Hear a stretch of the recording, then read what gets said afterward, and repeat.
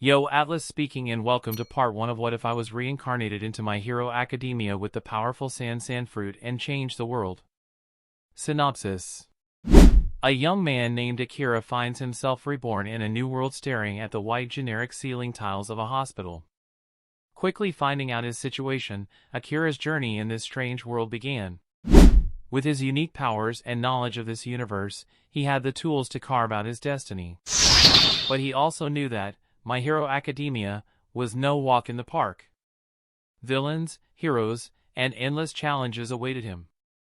Make sure to support the author linked in the description, and with that being said, let the tale begin.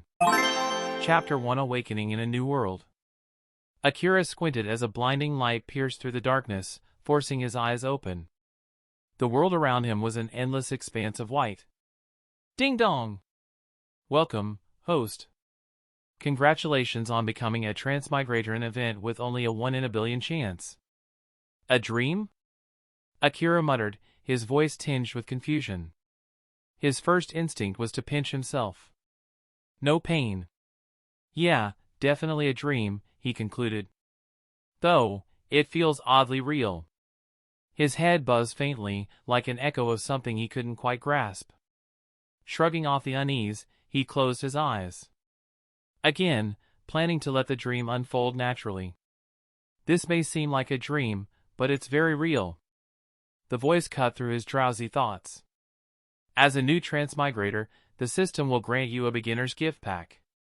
Akira hummed noncommittally, still half asleep. Ding dong! Congratulations, host, on obtaining the Sand Fruit ability, enhanced version immune to seawater. Weakness, ... Ding dong!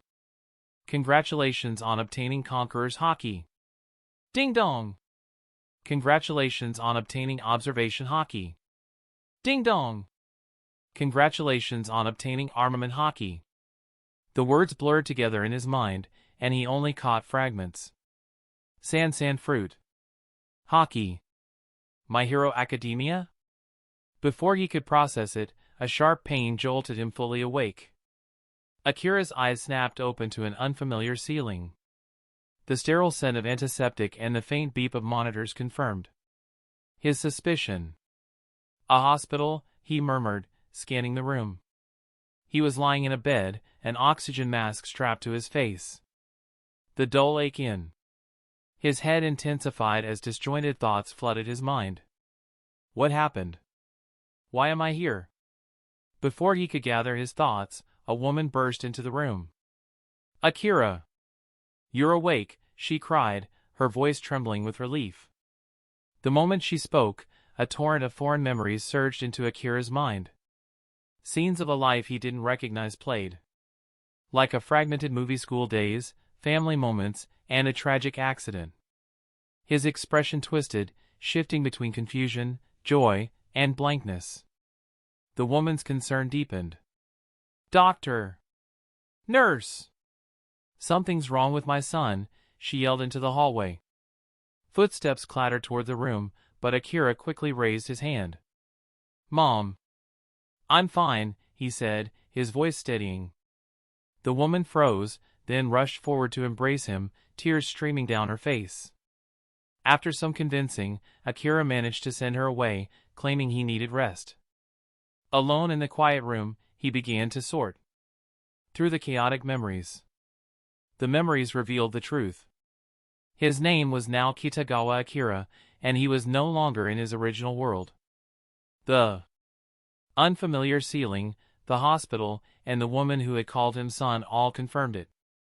The system's announcement wasn't a dream, it was real. He had been transported to the world of My Hero Academia.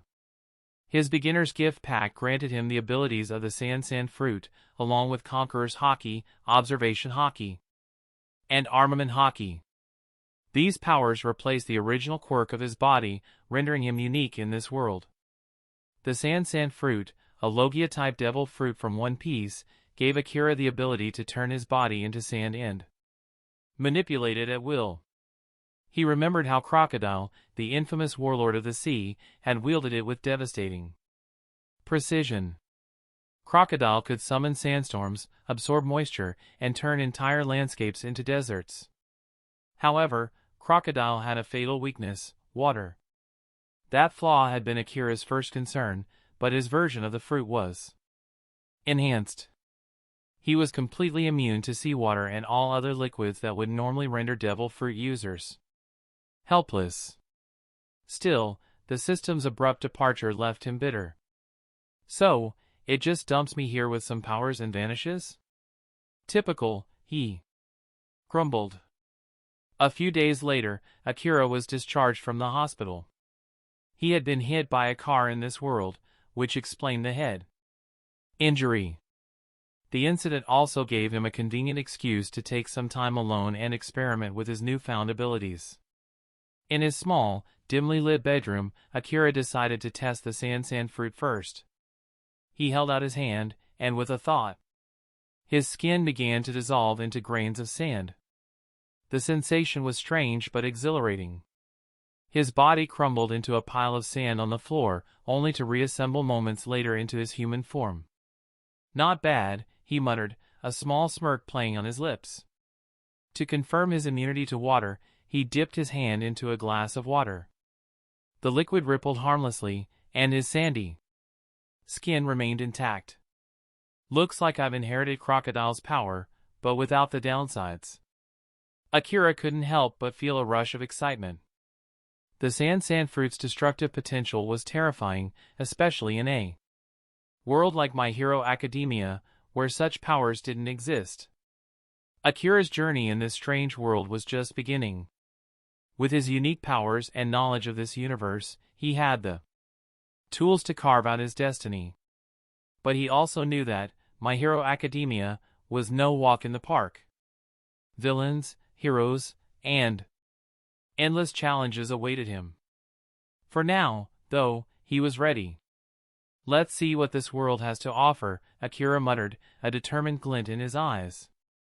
Chapter 2: Unlucky Akira. After testing his abilities in private, Akira decided to explore the city. The world of My Hero Academia was eerily similar to his previous one, save for the existence of Quirk's unique abilities. That made this society both fascinating and chaotic. As he strolled through the bustling streets, Akira noticed how diverse the populace was. Some people retained human appearances, but others had features resembling animals, machines, or mythological beings.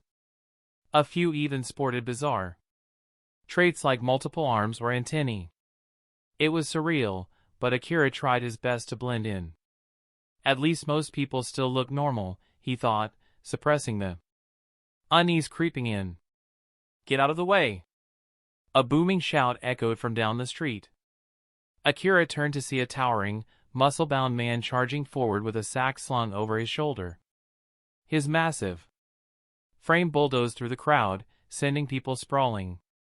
Behind him, several professional heroes pursued relentlessly. Screams and shouts erupted as civilians scrambled to avoid the chaos. Akira instinctively stepped back, assessing the situation. "Not my problem," he muttered. The laws in this world were clear. Using abilities without a hero license was a punishable offense. As a new arrival, the last thing he wanted was to end up in trouble for acting impulsively. He ducked into an alley, avoiding the fray. On the main street, the chase continued. The leading hero, a muscular man clad in a flashy suit, yelled, "You can't escape. Surrender now." The burly villain smirked, his deep voice dripping with disdain. "Pathetic. If I didn't care about attracting more heroes, I'd crush you all right here. Now, move aside before things get ugly." The professional heroes ignored his warning, rushing toward him in unison. The villain's muscles bulged grotesquely as he powered up, his body growing even larger. With a thunderous roar, he swung a massive fist toward the closest hero.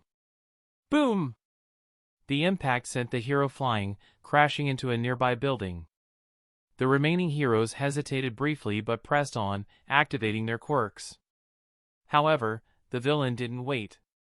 Grabbing his bag, he leapt onto a rooftop with startling agility and disappeared into the skyline. The heroes cursed and resumed their pursuit. After wandering for a while, Akira found himself in a quiet, deserted grassland on the outskirts of the city. He sighed, grateful for the silence, and sat down to gather his thoughts. Not a bad spot to relax, he murmured, letting the tension of the day slip away. However, his peace was short-lived. In the distance, the burly villain emerged, panting heavily from his escape. He scanned his surroundings and froze when his eyes landed on Akira. Akira tensed, quickly rising to his feet. Great. Just what I needed, Deciding not to tempt fate, he turned and began walking away, pretending not to notice the man. Stop, the villain barked, his voice sharp and commanding. Akira halted mid-step, his thoughts racing. The villain's eyes narrowed as he approached. You're not going anywhere. Not after seeing me here. Akira frowned. I really don't want to deal with this. It was clear the man suspected him of being a threat. With his hideout likely nearby, the villain couldn't risk Akira reporting him to the authorities. Listen, Akira said, his tone calm. I don't care who you are or what you've done. I'm just passing through. No need to make this a big deal. The villain's expression darkened. You think I'm stupid? I can't take that chance. Akira sighed, realizing the situation wasn't going to de-escalate on its own. His hand twitched instinctively, grains of sand swirling faintly around his fingers. If he insists on making this a problem. The tension hung thick in the air, both men silently preparing for what might come next. Chapter 3, It's okay, because I'm here. Akira stopped in his tracks, frustration bubbling under the surface. Who would be foolish enough to listen to a fugitive shouting stop? The towering man had clearly taken his decision to leave as a challenge. With a heavy thud, the man leapt in front of Akira, blocking his path. Kid, you don't seem to understand what I mean, the man growled, his deep voice resonating with menace. Akira remained calm, his expression unreadable. In his previous life, he might have panicked and scrambled to find a way out. But now, equipped with the San fruit and his newfound resilience, he felt no fear. Isn't it better if we both mind our own business? Akira said coolly, his voice steady. The man hesitated, momentarily thrown off by Akira's lack of fear. His instincts told him this wasn't an ordinary teenager. Who are you? A professional hero? Or? The man narrowed his eyes. Are you just like me? Akira smirked faintly. Neither. Just a regular guy. Cut the crap, the man snapped, his voice laced with suspicion. Your eyes say otherwise. Either way, I can't let you leave. No. Akira sighed, his tone turning firm. You can't kill me. It's as simple as that. The man's lips curled into a savage grin. Oh, really? Then let's test that theory. The man's muscles swelled grotesquely, veins bulging across his crimson skin. Steam hissed from his body as his quirk activated in full force. With a roar, he leapt high into the air and came crashing down with a devastating punch. Disappeared. The ground beneath them cracked, spider-webbing outward before collapsing into a massive crater. Dust and debris flew in all directions. The man straightened, his breath heaving, as he surveyed the aftermath. Looks like I smashed you into bits, he muttered smugly. Guess I've gotten stronger. But his confidence shattered when the sand in the pit began to stir. Akira reformed seamlessly from the granules, his calm expression unchanged. With a swift motion, he swung his arm, slamming a fist into the back of the man's head.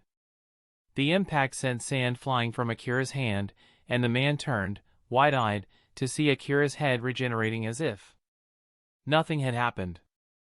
What the hell is this quirk? The man stammered, his voice betraying his fear. I told you, Akira said, his voice steady, you can't kill me. Enraged, the man lunged again, his attacks growing more frantic. Fists flew, feet kicked, but each strike passed harmlessly through Akira's sand-like body. Minutes passed. The man's movements grew sluggish, his breath labored. "This. What kind of monster are you?" he muttered, his voice trembling. Akira crossed his arms, his expression calm but serious. "You're wearing yourself out. I don't need to rush deal with you. When the time is right." He raised his arms, transforming them into sharp, sand-like spikes, ready to counterattack. But before he could act, a shadow loomed above them. With a mighty crash, a figure landed between them, sending a plume of dust into the air. "Who's that?" the man stammered, stepping back instinctively. As the dust settled, a familiar voice boomed. "Fear not. Because I am here." Akira's eyes widened in disbelief. All Might. The towering figure of the number one hero stood tall, his confident smile radiating pure charisma. The man's bravado faltered as panic set in. He knew that All Might wasn't someone he could defeat. Without hesitation, he turned and leapt, attempting to escape. But All Might's speed was legendary. In a single bound, he closed the distance, his fist clenched tightly. Smashy. The villain crashed into the ground, forming another massive crater. The man groaned but managed to stand, his quirk flaring once more. His body swelled to an even more grotesque size, muscles and veins threatening to burst. "All Might," he roared, his voice filled with desperation. "I won't go down without a fight." The villain charged, fists flying as steam hissed from his body. All Might stood firm, his smile unwavering. "Then come at me with everything you've got." The ground shook as their clash began, a battle of overwhelming strength and unyielding resolve. Akira watched from the sidelines, impressed yet cautious. This world's heroes are on another level. But someday, he'll stand alongside them or above them. For now, however, Akira knew it was best to let All Might handle this. He stepped back, allowing the iconic hero to shine. Chapter 4: Future Plans. "I will never tolerate what you did." All Might clenched his fist and ran directly towards the man. "All Might, I'm going to destroy you nasty professional heroes." The man shouted loudly, clenched his fists, and fought All Might head-on. Bang! Bang! Bang! Several times. The bones in the man's fist were already cracked, and even the bones in one of his fingers were shattered by All Might's impact. As for All Might, he didn't have any injuries at all and wasn't even out of breath. In less than a minute of competition, there was a loud noise. The man fell from the air. At this time, his nose was bruised and his face was swollen, and several of his teeth were knocked out. As for the body, it was like a deflated balloon, slowly getting smaller. White steam was rising all over his body. Lying on the ground in a miserable state, motionless. Tap, tap, tap. All Might walked next to him expressionlessly. The man looked at All Might from the corner of his eye and said vaguely, "All Might, just wait, as long as I don't die, one day, I will kill you. I'm waiting for you." All Might said calmly. At this time, some other slower-moving professional heroes also arrived. "Has it been solved?" Mr. All Might, one of the professional heroes, came over and said. All Might smiled slightly. "Well, of course. It's no wonder that the number one hero arrested the fugitives so easily." "That's awesome." Not long after the professional heroes arrived, a group of reporters following behind also rushed over. "It's All Might." The man carrying the camera ran even faster when he saw All Might. In a matter of seconds, he ran to All Might's side.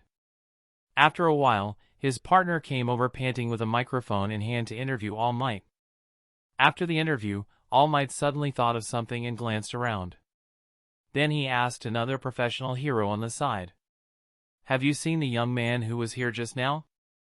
In a matter of seconds, he ran to All Might's side. After a while, his partner came over panting with a microphone in hand to interview All Might. After the interview, All Might suddenly thought of something and glanced around. Then he asked another professional hero on the side. "Have you seen the young man who was here just now?" The professional hero was stunned, then smiled and replied, "Young man? I didn't see a young man here before I came." "Here." "All Might, are you mistaken?" "Maybe." All Might smiled. But he knew better than anyone else in his heart how he could have been wrong. If he hadn't come earlier, that boy would have been killed. All Might didn't take this matter too seriously. As for Akira, after seeing All Might coming, he left slowly. At this time, he was already eating at a fast food restaurant. Akira's father and mother are both professional heroes, working in an office, but they are not well known. Therefore, Akira is generally alone unless there are special circumstances. Night was falling. "I'm back!" A voice fell. Akira ran out of the room. "Dad!" But when he didn't see his mother, he asked, "Isn't Mom coming back tonight?" "Yes. She will stay at the office tonight." Kitagawa Yuta took off his shoes as he spoke. "Dad! Come practice with me tonight," Akira asked. "Huh?" Kitagawa Yuta was startled, stopped what he was doing, and looked at Akira curiously. "What's wrong? Can't you do it?" Yuta quickly shook his head, and then a smile appeared on his face. No, it's just that I heard you say you don't like fighting and killing, and now you suddenly ask me to train with you. It feels a bit strange." Akira smiled. "People will always change." "Okay, wait for me in the backyard," Kitagawa Yuta said. Akira nodded and walked to the backyard. In the backyard of his home, there was a large training room that they prepared for Akira when he was just born. However, the original owner's previous goal was not to be a hero, and he did not like fighting and killing, including training. Therefore, this training room has always been empty. Akira opened the door. There was a lot of dust inside, and it was difficult to clean it up in a short time. "Do you want to practice quirks, or do you want to practice your fighting skills?" Behind Akira, Yuta came over and asked. "Let me tidy up this practice room first," Akira said, just about to walk in. "If you want to practice quirks, there is no need. If you practice quirks inside, the training room will collapse in minutes," Yuta said. "Instead of practicing quirks, I want to learn fighting," Akira said calmly. In fact, it's not about fighting. Now, he just wants his father to practice with him observation hockey. "Okay, let's clean it up together." An hour later, all hygiene was done. In the center of the training room, Akira was blindfolded, and Yuta followed Akira's instructions with a wooden stick and attacked him. In the front, Akira's heart did not calm down, but he received a lot of beatings. Later, he gradually realized something. At least he could take a few hits and dodge a few. After practicing for a few hours, Yuta went back to rest. After all, he had to go to work in the office tomorrow. At present, Akira has only found one way to quickly become stronger, and that is to join the heroes.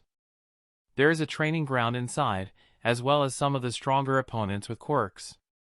If you don't go to the academy and get a hero license, first of all, you can't use quirks in public. You can't meet someone who can make you stronger. Some people may say that if you want to meet someone who becomes stronger, it's not that simple, just become a villain. However, it is easy to say that with his current strength, becoming a villain is a dead end. Therefore, in the face of his lack of absolute strength, he still has to grow up. Chapter 5, I'll beat you up.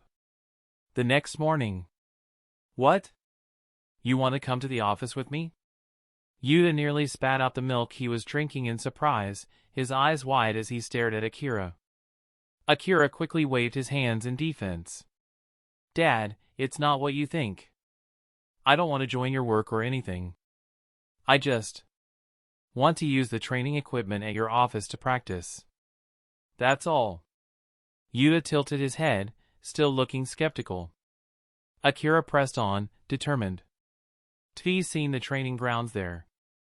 The equipment isn't the best, but it's usable. There's still time before I graduate and can properly apply to be a hero, so I don't want to waste that time sitting around. Yuta sighed, scratching the back of his head. I get it, but your studies are important, Akira. You can't neglect school if you want to get into a proper hero academy. Otherwise, how will you even qualify to become a hero?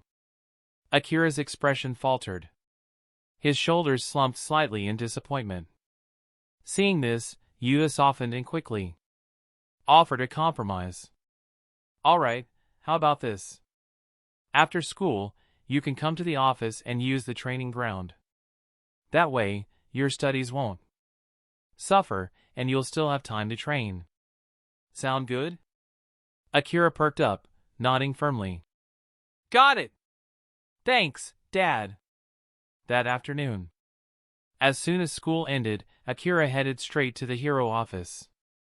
However, things didn't go as smoothly as he had hoped. Yuta had left on a mission, leaving Akira to deal with the other staff on his own. Use our training facilities? What do you take this office for? Your personal playground? Grumbled Mitsui, one of the senior heroes. His arms were crossed, and his tone was laced with disdain. Your dad is your dad. You're just his kid. Don't expect special treatment, asterisk. Mitsui, don't be so harsh, another hero, Yamada, interjected, his tone calm but firm. It's a good thing that the kid wants to train. We don't even use the facility that often, besides, he's Yuta's son. It wouldn't hurt to show him some guidance. Mitsui scoffed. Rules are rules. There's nothing in the manual saying we have to accommodate hero kids, even if they're Yuta's. If we make exceptions, where does it stop?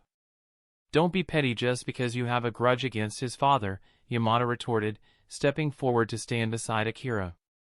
I'm not petty, Mitsui snapped, glaring at Yamada. But if this kid wants to use the training grounds, he'll have to get through me first. Akira, who had been listening silently, finally spoke up. T'll do it. Yamada looked at him, startled. What? Are you serious? I am, Akira said calmly, meeting Mitsui's eyes. If passing your challenge is what it takes, then I'm ready. Mitsui smirked. Fine. See that line over there? He pointed to a mark on the ground.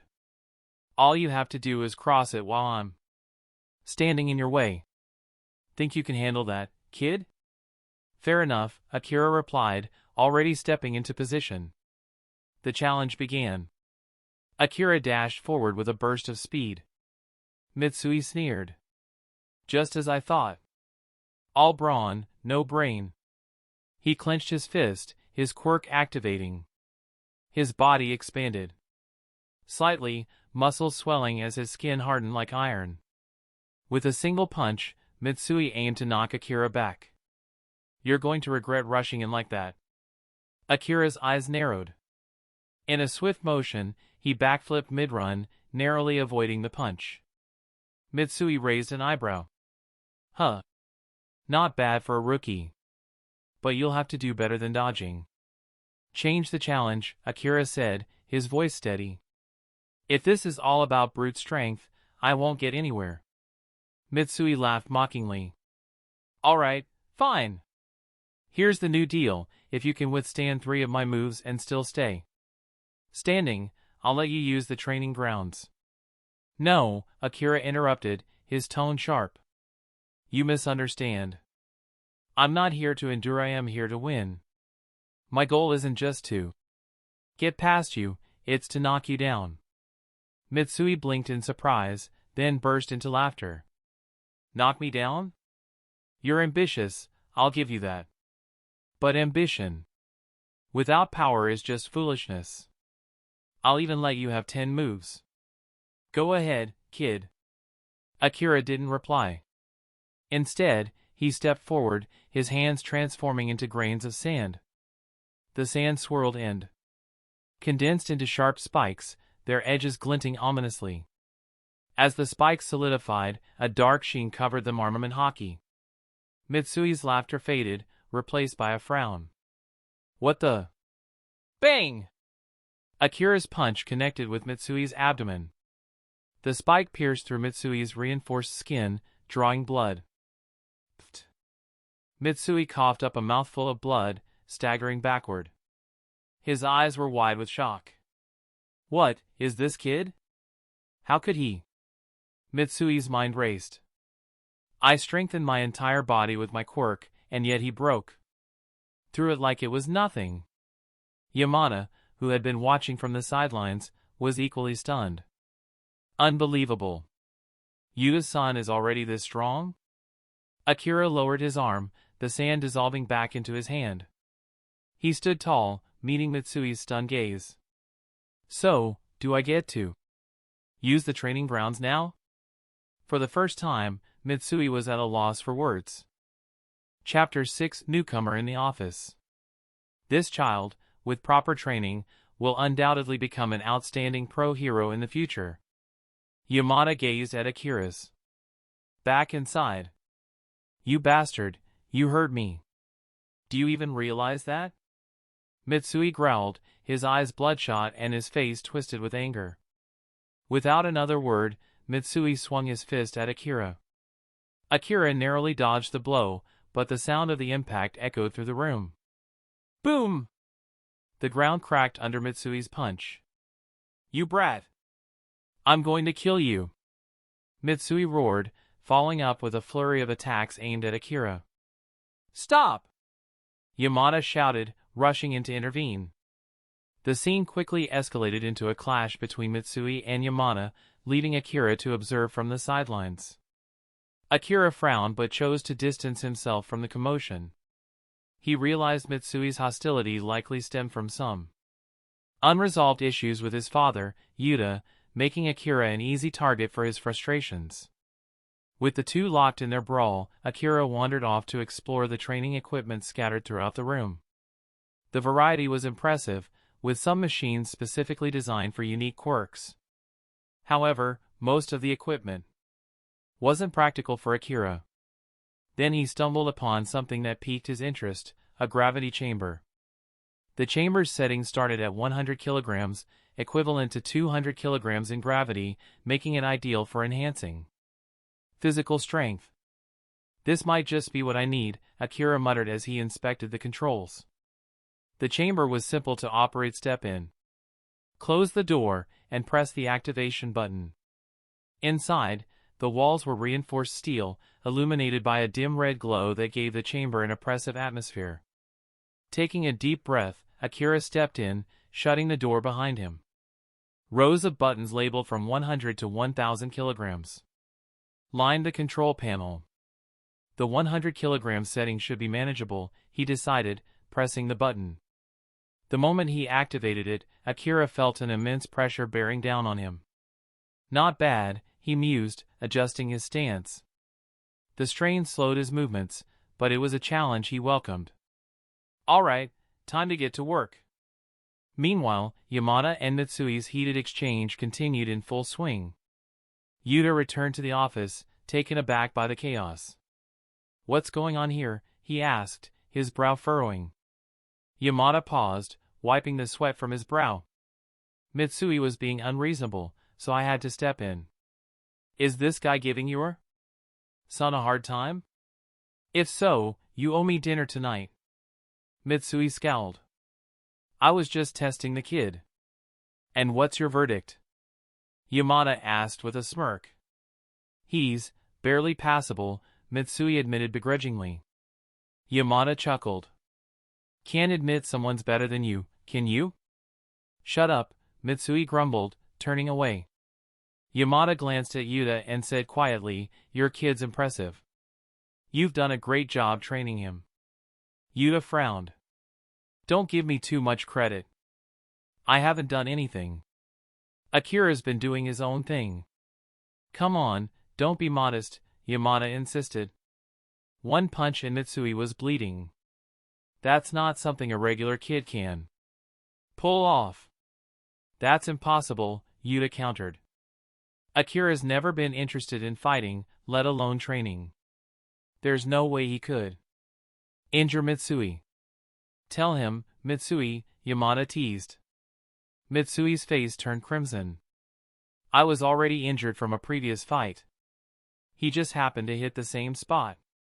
Yamada snorted in disbelief but let the matter drop. By the way, what's Akira's quirk? Yamada asked suddenly. Yuta hesitated. It's hard to say. He was tested years ago, but the results were inconclusive. By the time we considered retesting, Akira didn't seem interested, so we never pursued it further. Yamada looked skeptical. Is that really the case? Yuta nodded firmly. Yes. It was well past midnight by the time Akira wrapped up his training. Yuta insisted he get some rest, reminding him about school in the morning. Reluctantly, Akira complied.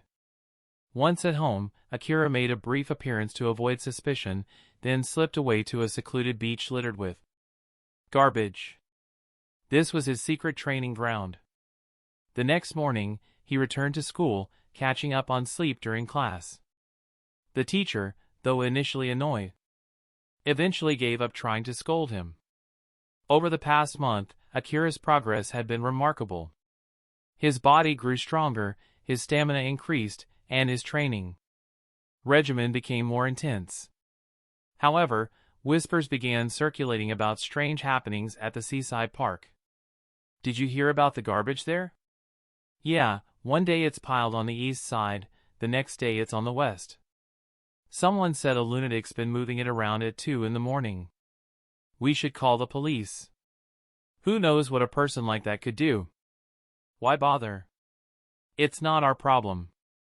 Unbeknownst to the gossiping students, Akira was the so-called lunatic. He used the garbage piles to test his strength and precision. After school, Akira arrived at the office only to find it locked.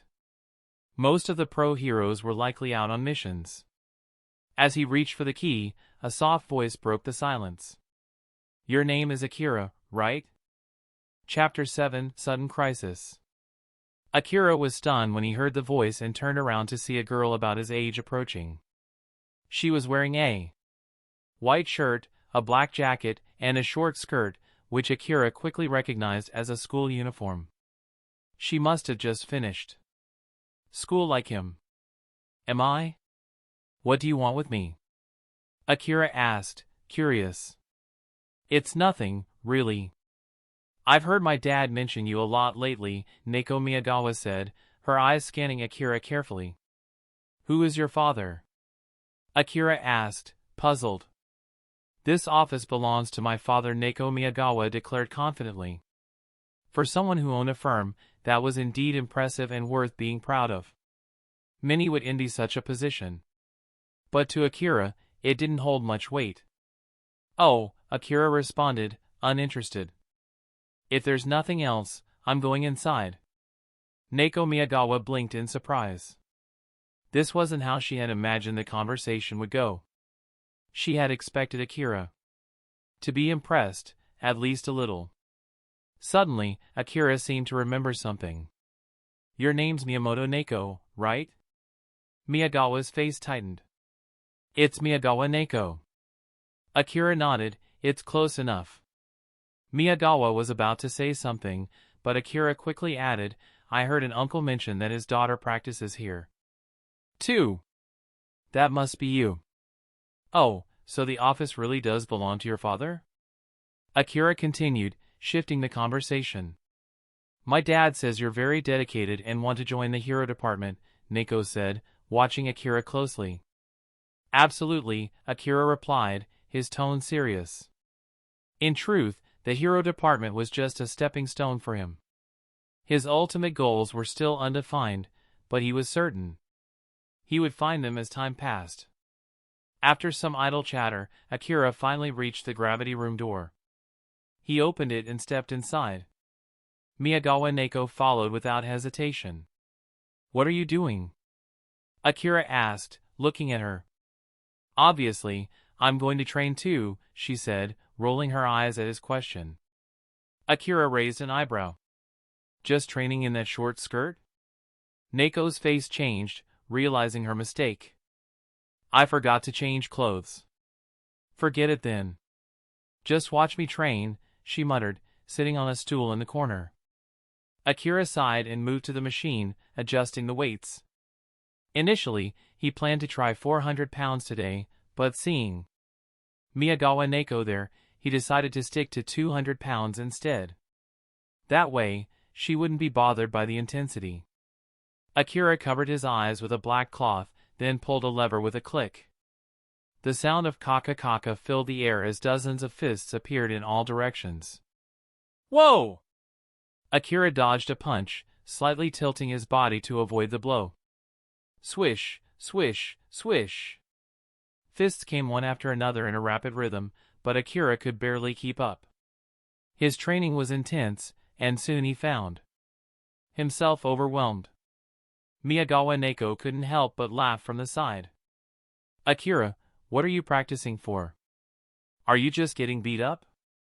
This doesn't look useful. Despite her teasing, Akira ignored her, focusing on regaining his rhythm. The punches came faster, and Akira struggled to keep up, finally pulling the lever up to stop the machine. He lay down, panting heavily. Miyagawa Neko walked over and pressed a switch to release the gravity. What are you practicing like this for? I've never seen anyone train like this. Akira removed the cloth from his eyes, about to respond, but then he froze when he noticed something. He had a clear view of the spring scenery under Neko's skirt. The dark red lighting of the gravity chamber only made it more noticeable. Seeing the way Akira was looking, Neko quickly realized what had happened. She kicked out, aiming for his head, and Akira barely dodged in time. Pervert! You pervert! Neko shouted, her face flushing with anger. Akira quickly stood and said, "This is serious. It's not my fault you weren't paying attention. Don't tell anyone," Neko said, her face red from embarrassment. Akira waved his hand dismissively. Do you think I'm so bored? People on the street yell about seeing the bottom of someone's skirt all the time. Who knows? Neko huffed, crossing her arms. The time was still early, but Akira was ready to call it a day. With the distraction of Neko's presence, it was hard to focus on his training. He opened the door and walked out, with Neko quickly following. What are you going to practice next? Neko asked, still curious. I'm done for today, heading home, Akira said, already walking. So fast? It's still early. Neko protested. Can you help me? She asked, her voice hopeful. No, Akira refused flatly. Don't be so stingy. Our goals are the same, right? We both want to enter the hero department and become professional heroes, Neko said, trying to convince him. Sure, but what else? Akira asked, uninterested. Then, can you do me a favor? She continued, her tone pleading. Akira suddenly stopped walking, and his expression shifted dramatically. No. Forget it, Neko quickly added, stepping back, sensing the change in his demeanor. Akira grabbed her hand, pulling her toward him with surprising strength, and pressed her against the wall, covering her mouth. Neko's eyes widened in fear, thinking Akira was about to do something inappropriate.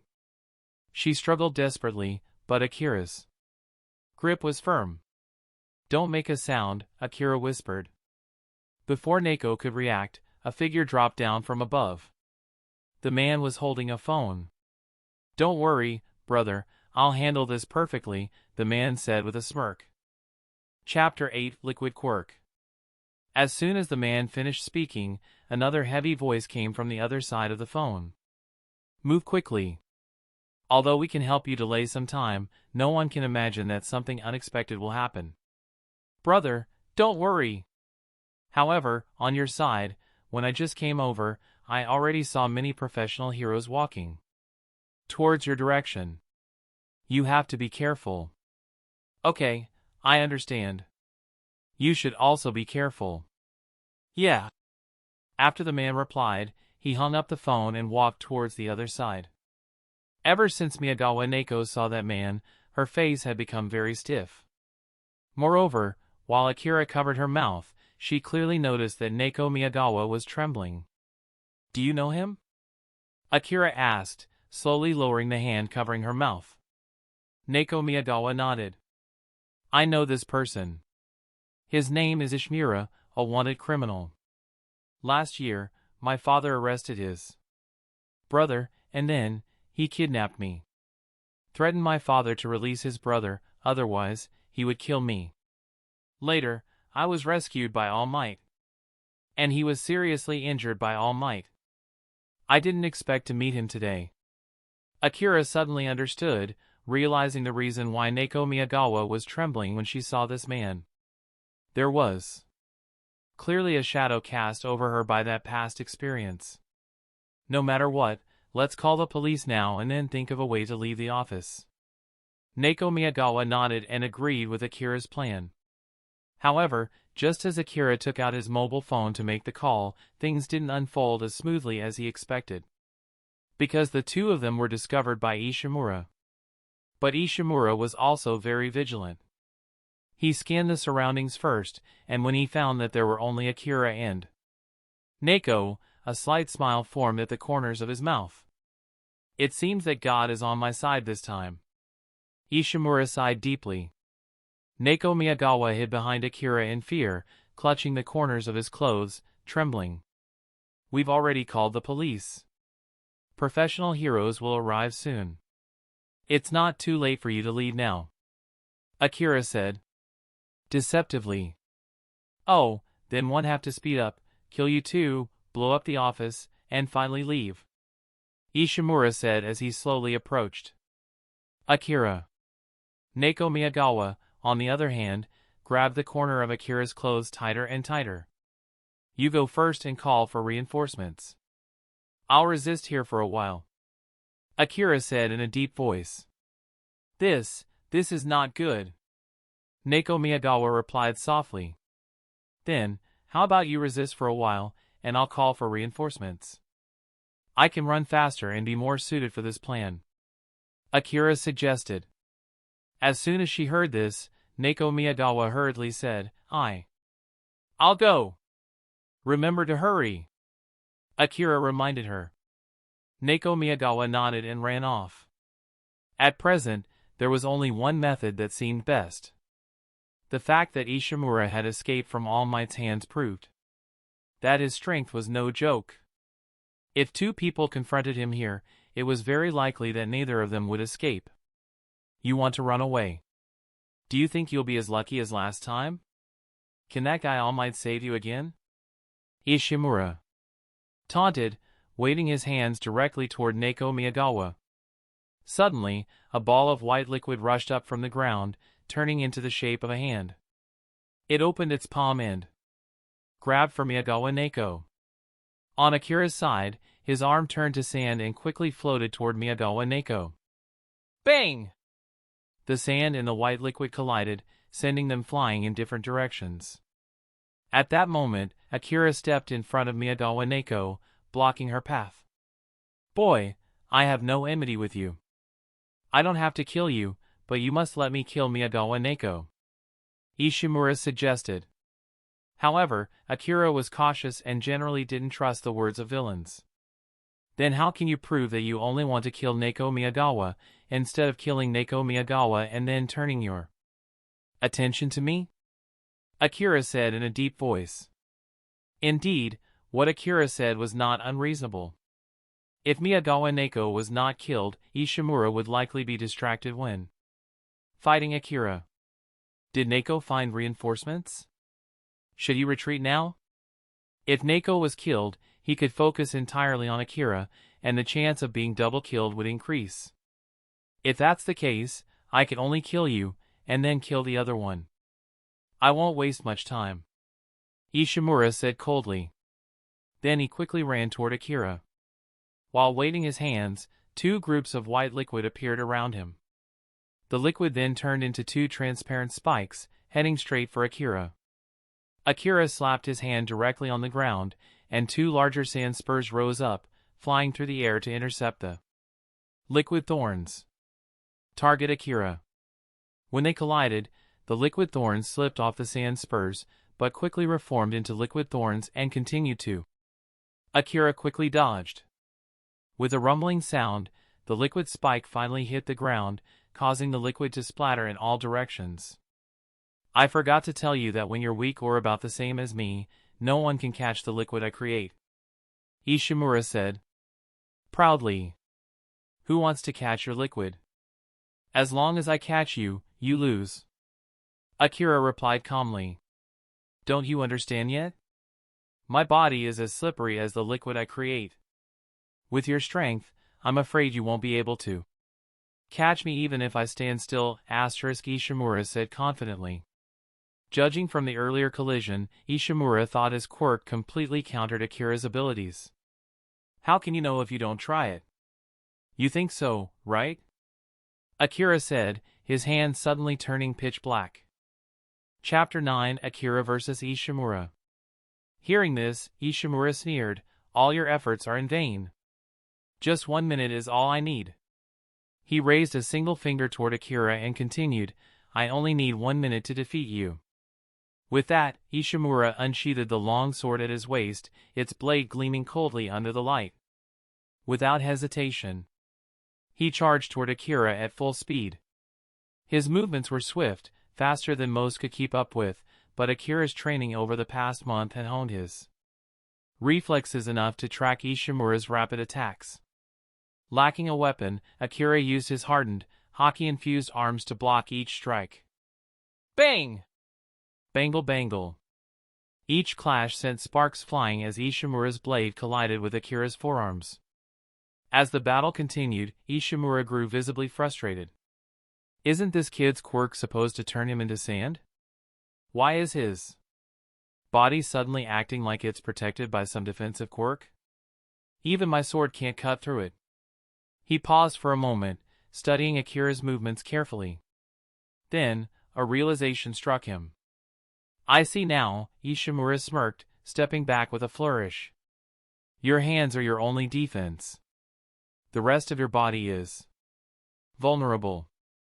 With a loud boom, Ishimura leapt backward, creating some distance between himself and Akira. I've figured out your weakness. This fight is over, Ishimura declared confidently, grinning as if victory was already his. Ignoring the taunt, Akira charged forward, intent on closing the gap. But Ishimura wasn't done. He waved his hands, and suddenly, 2 large blobs of white liquid materialized on either side of Akira. It's over for you, Ishimura shouted as the liquid surged toward Akira from both sides. The liquid, thick and viscous, began merging into a massive sphere, designed to trap and suffocate its target. Worse! Ishimura's quirk allowed the liquid to harden instantly, transforming into an impenetrable prison. Akira, however, remained unfazed. He raised his hands toward the merging liquid, his demeanor calm and composed. Seeing this, Ishimura laughed mockingly. You're naive. The moment you stepped into this fight, your fate was sealed. Within seconds, the liquid spheres closed in on Akira. But just as Ishimura prepared to claim victory, something unexpected happened. The liquid stopped in its tracks. What? Ishimura's smirk vanished as confusion set in. Why isn't it obeying me? Unbeknownst to Ishimura, Akira's mastery of armament hockey was suppressing the liquid's movements. Now this just got a lot easier, Akira muttered, his voice low and steady. With a swift motion, Akira's arm transformed into a massive sand blade. With a series of sharp, precise swings, the liquid spheres shattered into droplets, dissipating harmlessly. Not wasting a moment, Akira leapt toward Ishimura, the sand blade arcing through the air with deadly precision. Crash! Ishimura raised his sword in a desperate attempt to block, but Akira's attack cleaved the blade in half. Ishimura's eyes widened as he dodged to the side, narrowly avoiding the devastating swing. The sand blade struck the ground with incredible force, creating a fissure that spread outward, collapsing walls and shaking the building. In the chaos of smoke and dust, Ishimura coughed, his face pale but determined. "I underestimated you," he admitted, retreating to the rooftop. "You win this round, but next time, you won't be so lucky." Ishimura turned to flee, but Akira wasn't about to let him go. With a burst of speed, he grabbed Ishimura's leg mid-leap and yanked him back down, slamming him into the ground. Boom! A crater formed where Ishimura landed. As the dust settled, Ishimura scrambled to his feet, his leg mangled from the impact. What just happened?" he muttered, bewildered by the damage. "This kid is more dangerous than I thought." Realizing the fight was no longer in his favor, Ishimura opted for retreat. "You've impressed me, kid. Tell me your name." Akira smirked coldly. "Remember it well, Akira Kitagawa." "Akira Kitagawa, huh? Fine, I'll remember you," Ishimura growled, "but next time we meet, I'll settle the score." "You won't be so lucky." He conjured a massive liquid sphere and hurled it toward Akira, using the distraction to make his escape. The sphere exploded on impact, reducing half the training grounds to rubble. Amid the smoke and debris, Akira emerged unscathed, his body reforming from sand. "That could have been tricky without armament hockey," Akira remarked, surveying the destruction around him. Minutes passed, but there was still no sign of Neko Miyagawa, realizing that Ishimura might return with reinforcements. Akira decided to leave. As he stepped outside, something caught his eye, something that completely shattered his expectations. Flying through the air was a massive, Western-style dragon, and in its claws, it carried Neko Miyagawa. Chapter 10: Arrival of Dragon Hero. Seeing the dragon approaching, Akira instinctively hid behind a nearby pillar. He wasn't sure whether this dragon was an ally brought by Neko Miyagawa or a companion of Ishimura, the villain. Making a wrong move could spell disaster.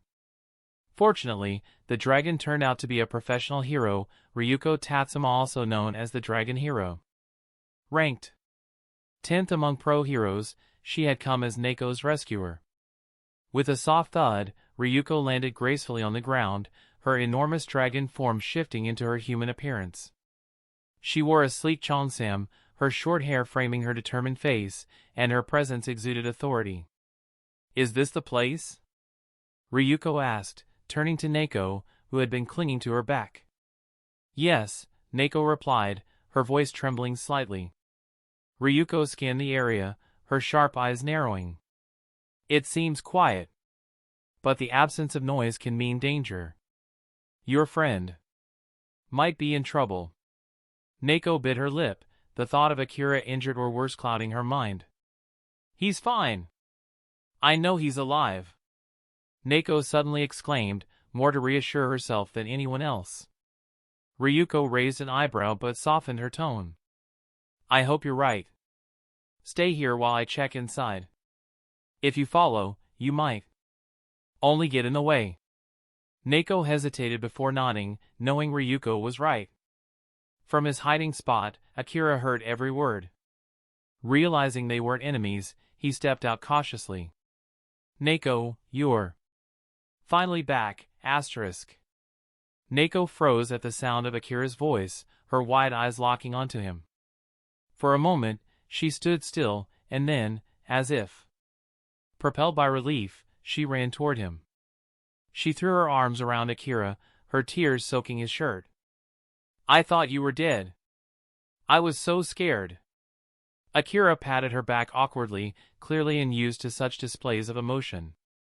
"I told you, I'm tougher than I look, Ryuko observed the exchange with a neutral expression. "So, you're Akira?" Akira nodded, stepping back slightly from Neko. Ryuko's gaze hardened. "Is there anyone else inside?" "No," Neko answered, her voice still shaky. "It was just the two of us tonight." "Good. Reinforcements are on their way."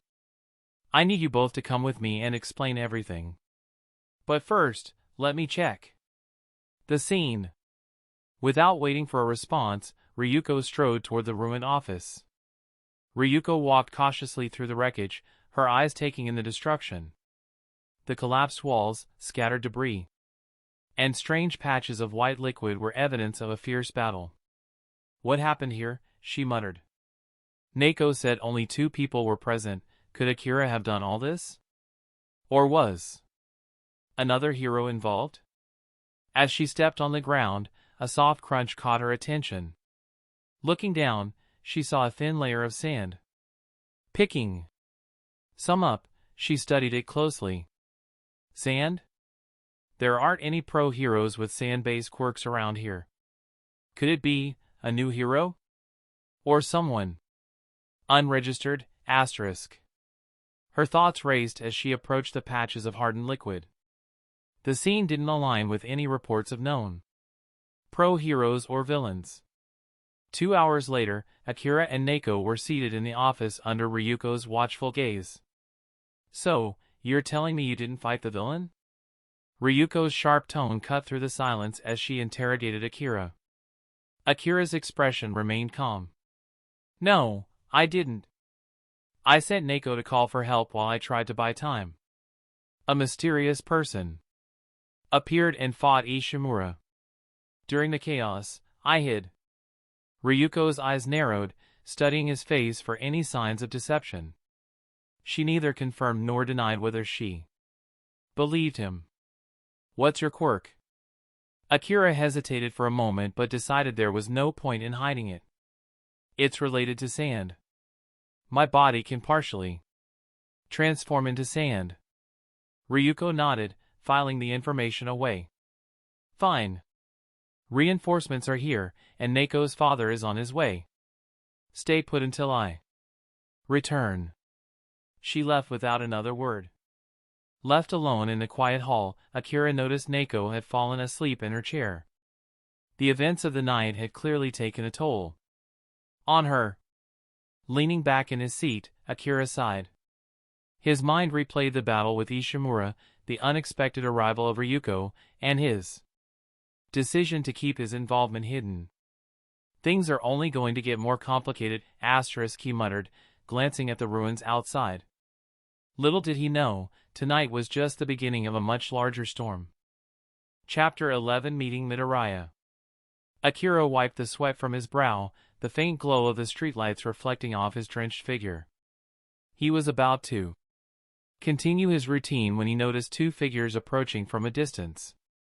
Even from afar, one of them seemed oddly familiar.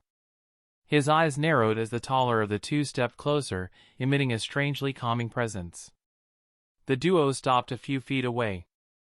The lanky, frail man with deep-set eyes smiled warmly, his posture deceptively relaxed, despite the tension in the air. Hello, boy, the man said in a friendly tone. My name is Toshinori Yagi, and this is Midoriya Izuku. We were looking for a good spot to train, and it seems like you've already staked your claim here. Mind if we join you? Akira studied the pair for a moment. He already knew who Toshinori truly was, even in this gaunt form, and the boy next to him, green-haired, freckled, and brimming with nervous energy, was unmistakably Midoriya Izuku. Yet, Akira played along, feigning ignorance with a faint smile. This place isn't mine, Akira said, gesturing toward the mountain of garbage surrounding them. But if you're here to train, you're in for a rough time. This isn't exactly the cleanest or most comfortable spot. Toshinori chuckled lightly, scratching the back of his head. Comfort isn't what we're after. Sometimes, the toughest training environments forge the strongest wills. Akira smirked, crossing his arms. Fair enough. But don't say I didn't warn you. This is where weaklings come to break a sweat and realize how far they've got to go. His tone was teasing but carried an undertone of challenge. Midoriya stepped forward, bowing deeply. Thank you.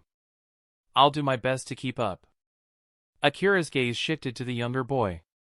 His nervous energy was palpable, but there was something in his wide, determined eyes that caught Akira's attention. This kid has heart, Akira thought. But let's see if he has the stamina to back it up. Well, Akira said, pointing to a particularly large pile of trash, let's see if you can handle it. This isn't a walk in the park. I've been training here for weeks, and it's not just about lifting junk. It's about building grit. Midoriya nodded eagerly, his fists clenched with determination. Understand. I'll push myself as hard as I can.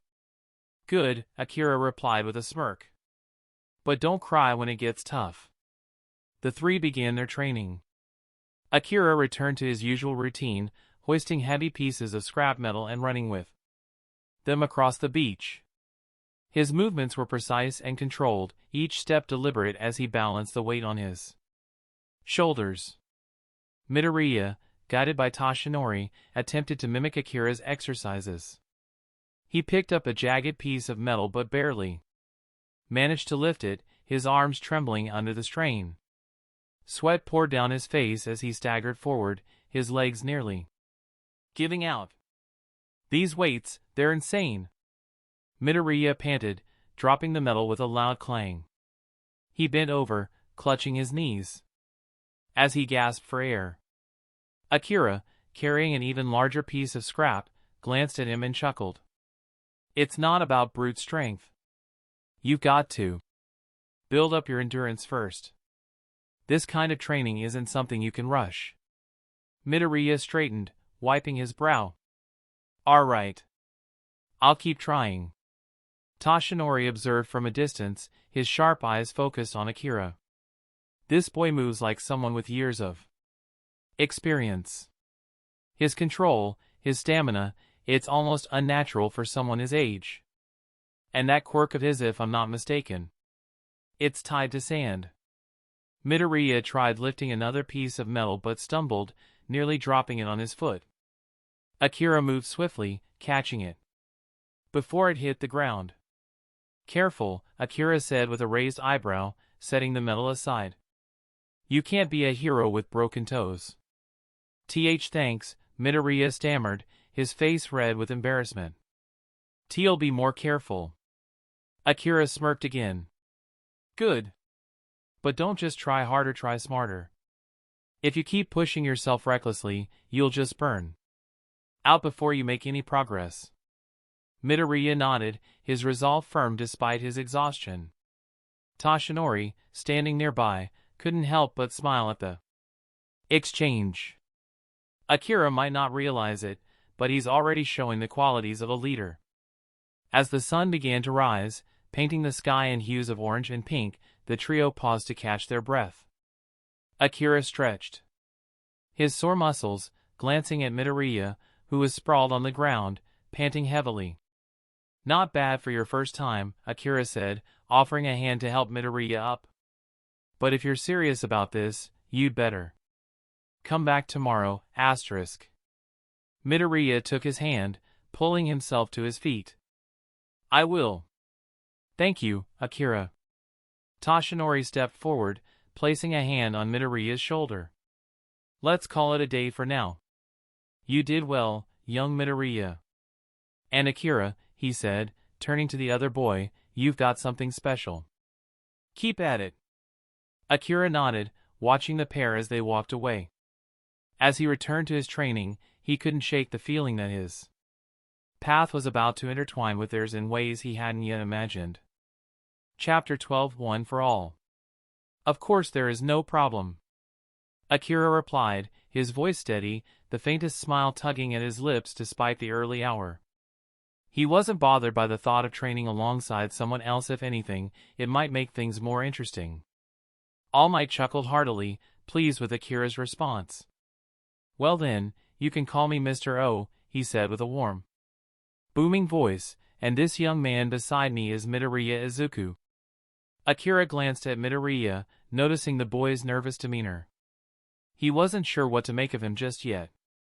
But there was something about Midoriya that reminded Akira of his younger self, a sense of resolve mixed with uncertainty. Still, he didn't dwell on it and turned his attention back to All Might. The smile on All Might's face was broad, but there was something calculated behind it, as though he was sizing up Akira. From beneath his casual facade, All Might hadn't introduced himself as the symbol of peace, something Akira found curious. He made a mental note of it but decided to play along. There was no rush to uncover everything. So, Akira, All Might began, his voice suddenly more serious, though his grin remained.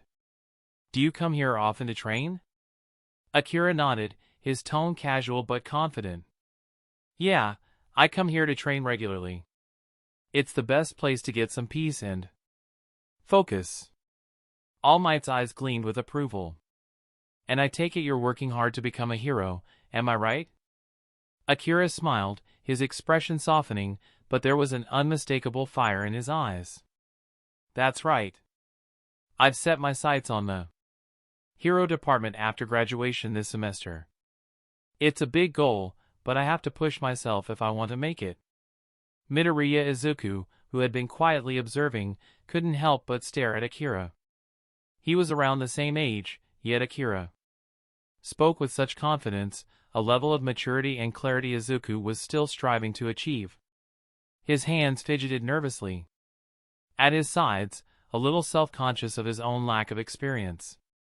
But then, something about Akira's words stirred something within him. A desire to catch up, to become as strong as Akira. That's impressive, Midoriya said softly, more to himself than anyone else. I still have a long way to go before I'm ready. All Might chuckled, catching the shift in Izuku's mood. It's good to have a goal, Midoriya. And Akira here seems to be the perfect example of that. Akira didn't respond immediately, instead offering Izuku a brief, encouraging glance. The two were in different places, but both were on the same path, one that would be full of challenges and hard work. Well, it's a good thing you two are aiming for the same goal, All Might said, his voice warm as he clapped his hands together. It'll be great if you two train together. You'll push each other to grow, and that's the best way to improve. Akira nodded, but before he could say anything, All Might suddenly grinned widely. And I have a great idea for a first meeting between you two. A duel! A duel? Akira raised an eyebrow, not entirely sure how to react to All Might's enthusiasm. His instincts told him that All Might was testing him, seeing what kind of person he was in a more practical setting, but he wasn't exactly excited about the prospect of a fight. Yes, a duel. All Might repeated, his grin unwavering. You'll learn a lot from it. After all, both of you want to be heroes. Don't you? Let's see what you're really made of, Izuku stiffened, glancing at Akira with uncertainty. His body still felt strange after inheriting All Might's quirk, and while he was eager to prove himself, he wasn't sure if he was ready for a real fight. His hands clenched into fists at his sides, but there was a flicker of determination in his eyes. Akira, sensing the hesitation in Izuku, offered a reassuring smile. It's fine, he said, his voice calm and measured. Don't worry. I won't hold back, but I'll be careful, asterisk. Izuku swallowed, nodding firmly, though he couldn't shake off the nervousness building in his chest. He was still new to all of this, still finding his footing as a budding hero. All Might's eyes sparkled with excitement. Great! But remember, he added, looking at both of them. No targeting vital points. This is just a friendly spar, all right? Understood, asterisk. Izuku responded quickly, his voice steady despite the butterflies in his stomach. Akira, however, remained unfazed.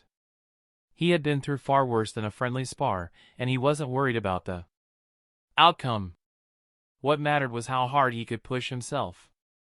All right, let's head to the beach over there, All Might said, gesturing toward a nearby stretch of sand where the two of them could spar without worrying about causing any damage to their surroundings.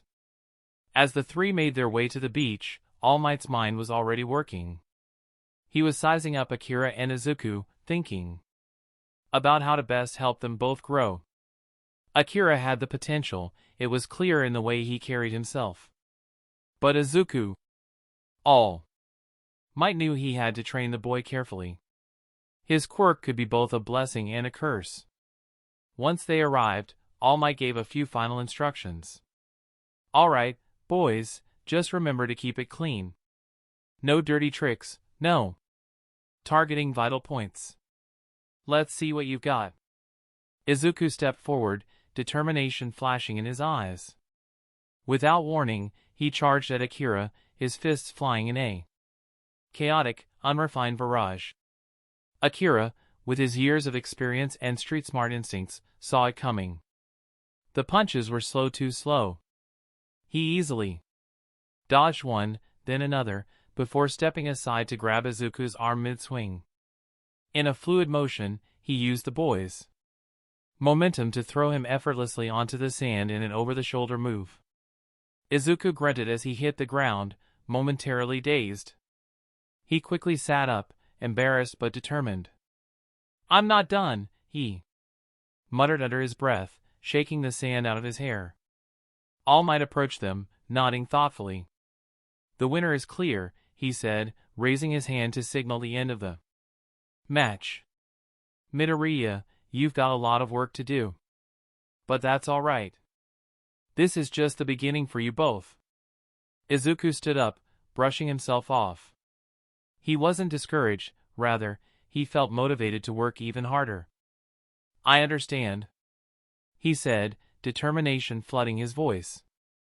Akira smiled softly, watching the boy's determination.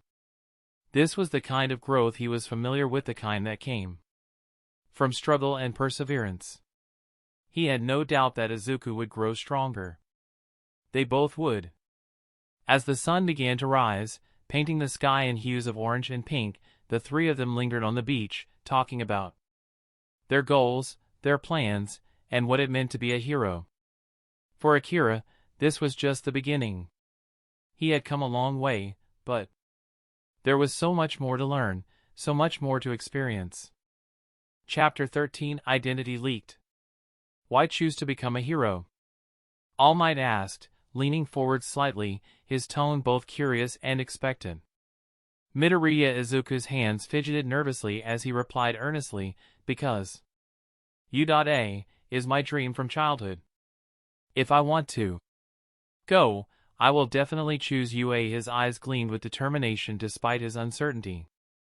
All Might's expression softened, but his voice carried a hint of seriousness as he said, "Tv told you before, hero is not a job for those without a quirk. The reality is harsh. Not to mention, the hero course at UA is the most challenging of all." Izuku flinched slightly but nodded in understanding. His mind raced before he suddenly exclaimed, "In other words, I still have 10 months before the entrance exam. I'll need to train my body to its absolute limit during this time." All Might gave a pleased nod. "Exactly. That's the spirit. Only through hard work you can inherit my power." With those words, All Might pulled out a stack of neatly organized papers and handed them to Izuku. "Here's a personal training plan I've customized just for you. Take a good look." Izuku carefully unfolded the papers and scanned the intense regimen. His face paled slightly at the sheer difficulty. This looks really tough," Izuku admitted, his voice shaky. All Might smiled encouragingly. "Can you handle it?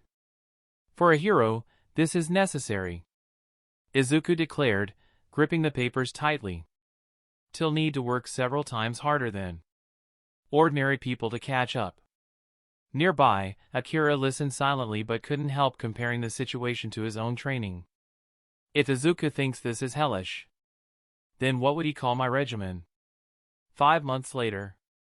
The beach was filled with the sound of crashing waves and the rhythmic grunts of exertion.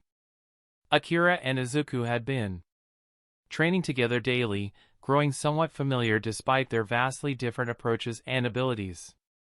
During this time, the two had sparred a total of 20 times. Each time, Akira had defeated Izuku effortlessly, often within Seconds. Akira had noticed significant progress in himself over these months. His mastery of the Sansan fruit had improved greatly, though his Haki development was progressing slower than he liked. Conqueror's Haki, in particular, remained elusive. He could control it, but it lacked the devastating impact he hoped for. On a sunny Sunday morning, Akira executed a flawless throw, slamming Izuku into the sand with a resounding thud. For the 21st time, Akira wins. All Might declared with a booming laugh as he approached. Midoriya boy, you'll have to work harder, asterisk. Izuku sat up, rubbing his sore back with a sheepish grin. T've been trying my best, but I still can't last more than 10 seconds against him, asterisk. Don't get discouraged, All Might said, patting Izuku's shoulder. You've made progress, but Akira's foundation was much stronger from the start. Keep pushing, and you'll close the gap. Izuku nodded determinedly, clenching his fists. There are still 5 months left. I'll do everything I can to catch up to Akira. Akira raised an eyebrow, amused. Catch up? In 5 months? He kept the thought to himself but couldn't help smirking. Even now, he wasn't using his full strength during their spars. If this were a real battle, Izuku wouldn't last a second. Akira's talent is remarkable, All Might said, turning to him. You're well suited to becoming a hero. I'm sure we'll see your name among the pros someday. Maybe, Akira replied nonchalantly, brushing sand off his clothes. All Might clapped his hands together. Enough training for now. Let's take a break. Lunch is on me today. Izuku and Akira both nodded, though Akira wasted no time grabbing the menu once they reached a nearby restaurant. Akira scanned the menu and ordered without restraint, his choices reflecting his hearty appetite. Izuku, on the other hand, opted for simpler, cheaper dishes, clearly mindful of All Might's wallet. Do we have more training in the afternoon? Izuku asked between bites. Of course, All Might said with a grin.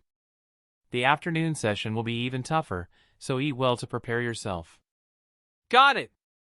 Izuku replied, his determination reigniting at the thought of pushing himself further. What about you, Akira? All Might asked, glancing at the young man. I have other plans this afternoon, Akira replied. His mind wandered to Miyagawa Kamamoto's recently renovated office. Equipped with new gear he was eager to test. Fair enough, All Might said, not pressing further. As they ate, the conversation shifted to the state of the beach. By the way, Izuku began, we've cleared nearly all the trash in the seaside park. What will we do when there's no more garbage left to haul, asterisk. All Might rubbed his chin thoughtfully. That's a good point. I'll assess the situation tonight and come up with a solution. Akira smirked but said nothing. Between him and Izuku, the remaining trash wouldn't last more than a few days if they worked together. As the trio finished their meal, Akira noticed a commotion through the restaurant's large glass windows. A crowd was fleeing a nearby high-rise building, some people stumbling and falling in their rush to escape. Before Akira could voice his thoughts, a waiter shouted, "Everyone, please evacuate in an orderly manner. There's been an attack on the building across the street." Panic erupted within the restaurant as patrons scrambled to the exits. The chaos was palpable, people shoved past each other, some tripping and being trampled in the frenzy. Akira narrowed his eyes, his instincts kicking in. An attack? He exchanged a quick glance with All Might, who was already on his feet. Stay here, All Might said firmly to Izuku and Akira before dashing outside to assess the situation. But Akira wasn't one to sit idly by. He stood, his eyes scanning the chaos outside. This could be interesting. Izuku, trembling slightly, clutched the table but found himself unable to look away. What do we do, Akira? Izuku asked, his voice shaky. Akira's lips curled into a smirk. We wait for the signal. But be ready. This might be our chance to see some real action. Chapter 14 Authorization. In Akira's eyes, the chaos unfolding around him felt all too familiar. When faced with danger, only a rare few could muster the courage to stand up. Most would scramble for their own survival, trampling over others in their desperate escape. It was a cruel but undeniable truth. No matter the world, this was reality. The restaurant was now a mess of panic. Screams echoed, mingling with the sound of shattering plates and overturned furniture. People shoved one another, some even breaking into fights for a chance to get out a few seconds earlier. Amid the turmoil, Midoriya Izuku's shaky voice cut through. "What do we do, All Might?" All Might frowned deeply. He couldn't let the situation escalate further, and he certainly couldn't worry about exposing his identity now.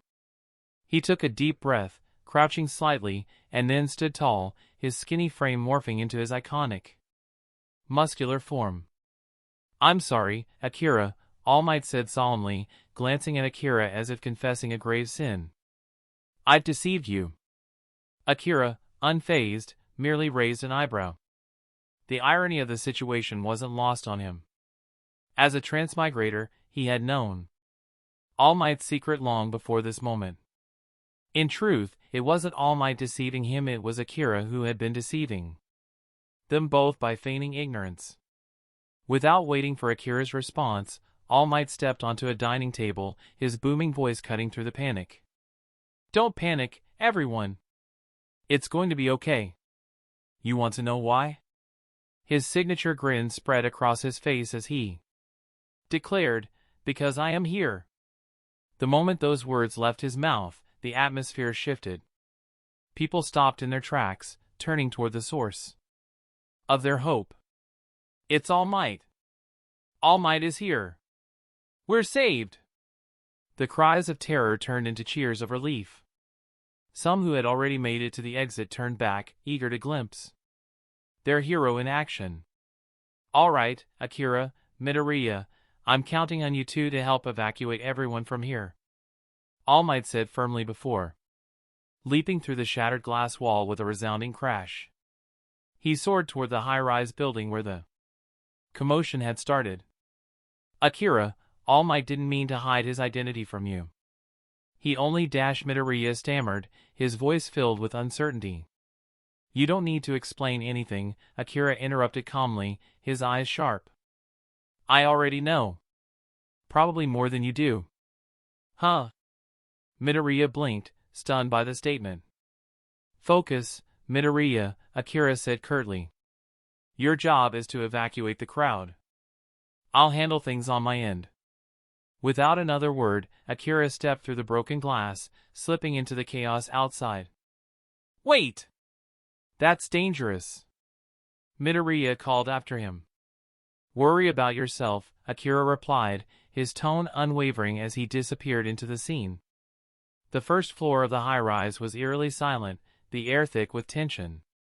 The furniture was overturned, papers scattered. Everywhere a clear sign of the chaos that had erupted moments ago.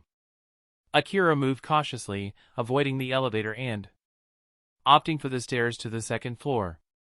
Halfway up, muffled voices reached his ears. "All Might, you'd better think carefully. Let's see what's faster, your fists or my trigger." Akira crept up to the second floor, his sharp eyes scanning through the crack in the door. The situation was clear. All Might stood tense, his expression grim as he faced a hulking figure covered in thick animal fur. Behind the villain, several hostages crouched, their hands clasped over their heads in terror. The fur-covered villain smirked, his voice dripping with malice. "All Might, you wouldn't want to risk their lives, would you? Be a good hero and do as I say." "Let them go," All Might demanded, his fists clenched tightly. The villain chuckled, stepping closer. "Oh, I will, once you've complied. But if you so much as flinch, I'll make sure none of them leave here alive." The hostages whimpered, one woman crying out desperately, "All Might, save us. Please, don't let us die here," another pleaded. All Might's jaw tightened, his teeth grinding in frustration. Isn't that sound just beautiful? The villain sneered, enjoying the hero's torment. Now, do as I say, and no one gets hurt. Otherwise. Before he could finish, one of his long strands of hair shot out like a spear, aiming for All Might's chest. All Might barely evaded, but not without consequence. Blood sprayed from his mouth as he staggered back. All Might, run! Leave us, a small girl suddenly cried, tears streaming down her face. Her mother quickly pulled her down, whispering frantically, Don't say that. He's our only hope. The villain laughed mockingly. What will it be, All Might? Save them, or let them die trying. At that moment, the villain lashed out with a powerful kick, sending All Might flying. The hero crashed into the door Akira had been hiding behind, sending a plume of dust into the air. All Might, Akira's calm voice sounded amidst the chaos. How long can you keep this up? You shouldn't be here. All Might growled, his tone both commanding and worried. Answer the question, Akira pressed, his gaze unwavering. 5 minutes, All Might finally admitted. Akira nodded, his expression resolute. That's enough. What are you planning? You don't have a choice right now, Akira said firmly. Trust me. I'll handle this. You focus on staying alive. All Might hesitated but finally gave a small nod. Do what you must, but keep the casualties to a minimum. I'll take responsibility for whatever happens. Understood. Akira's voice was steady as he stepped forward, ready to face the villain. Chapter 15 Momo Kidnapped. All Might's voice echoed in Akira's ears as he bolted up the staircase. The remaining hostages are on the top floor, Akira, be careful. Akira gave a brief nod, his mind racing. The clock was ticking, and every second mattered. The building had 20 floors. But thanks to All Might gathering intel from fleeing civilians, he already knew the key locations, the second floor and the topmost level. 5 minutes. That was all the time Akira had. He moved swiftly, vaulting the stairs 3 at a time. His movements were fluid, calculated for maximum efficiency. In mere seconds, he cleared the first set of levels, reaching the top floor in just over a minute. Standing before the final stairwell door, Akira hesitated. Behind that door lay the unknown hostages, criminals, and potentially dangerous quirks. Could he afford to risk opening it? As if to answer his hesitation, the door creaked open. Akira tensed, his sharp instincts urging him to stay on guard. A red-haired man stepped through the doorway, his eyes narrowing as he spotted Akira. Hey! Another brat sneaking around, huh? The man barked, his voice gruff. Akira stood his ground, maintaining a calm expression as he evaluated the situation. Bring him here, came a commanding voice from within the room. And check if there are any others hiding nearby. Got it, the red-haired man replied. He turned back to Akira, sneering. What's it gonna be, kid? You walk, or I drag you. I'll go on my own, Akira said evenly, stepping forward. The top floor was dimly lit, but Akira's sharp gaze quickly took in the layout. 3 criminals occupied the room, 2 standing guard while the third patrolled. A group of frightened hostages cowered against the far wall, heads down and trembling. Among the hostages, Akira's eyes locked onto a familiar figure Yaoyorozu Momo. Surprise flickered across his face, but he quickly composed himself. He moved closer and crouched beside her, keeping his voice low. Are these all the criminals? He asked. Momo glanced at him, startled, then whispered back. Are you? Answer me, Akira interrupted, urgency in his tone. Momo hesitated, then nodded. There are 3 here, plus one more who went downstairs earlier. The one more she mentioned had to be the hairy figure Akira had seen on the second floor. That meant there were only 4 enemies total. You're sure? He pressed. Yes. They started on this floor and split up later, Momo confirmed. Akira nodded. Good. Stay quiet. He glanced around, formulating a plan. The situation was dire, and the hostage's safety was paramount. A risky but necessary idea began to form in his mind. Placing his hands on the ground, Akira focused his energy. What are you doing? Momo whispered, alarmed. Handling business, he replied. The ground beneath them began to shift, the solid floor morphing into fine grains of sand. With a sharp motion, Akira raised his arms. Desert wall. The sand surged upward, forming a towering barrier between the hostages and the criminals. The sudden movement caught the guards off guard. Chapter 16 Shock-Eye. The red-haired man glanced around and noticed that all the hostages had escaped. His gaze fell on the withered corpse of one of his companions lying on the ground, and his expression darkened. You bastard. What did you do? He snarled at Akira, his tone filled with fury. This guy. I'll kill him. I'll tear him apart, shouted his accomplice, Okada Choshiro, his face twisted with rage as his bloodshot eyes locked onto Akira. Die! Die! Okada roared, his voice echoing through the ruined floor. At that moment, Akira suddenly felt an invisible force pressing down on him, like an immense weight trying to crush him. So, this is his quirk, Akira muttered, narrowing his eyes. Indeed, it was Okada Choshiro's quirk, gravity control. However, it had its limits. It could only target one person or object at a time. The level of gravitational force depended on Okada's control, currently weighing down Akira with an oppressive force of about 250 kilograms. Though cumbersome, this was not enough to stop Akira completely. It merely slowed him down. Kill him already! Okada shouted to the red-haired man. The red-haired man nodded and conjured a ball of fire in his hand. Without hesitation, he hurled it at Akira. Whoosh! Whoosh! Whoosh! Fireballs streaked through the air in rapid succession. Akira darted to the side, narrowly dodging each fiery projectile as they crashed into the sandy terrain around him. No one dared to fight recklessly in the already damaged building. If the battle escalated too much, the entire structure could collapse. Whoosh! Whoosh! Whoosh! The intensity of the attacks increased. Fireballs rained down faster and faster, leaving Akira with fewer openings to evade. Finally, one fireball hurtled too quickly for Akira to dodge. Just before it struck, Akira raised his hand, and the ground surged upward, forming a towering sand wall to intercept the attack. Bang! Bang! Bang! The fireballs slammed into the wall, dissipating harmlessly into the sand.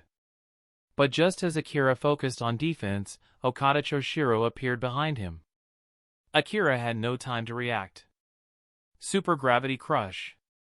Okada bellowed, his fist descending with an ear-splitting boom.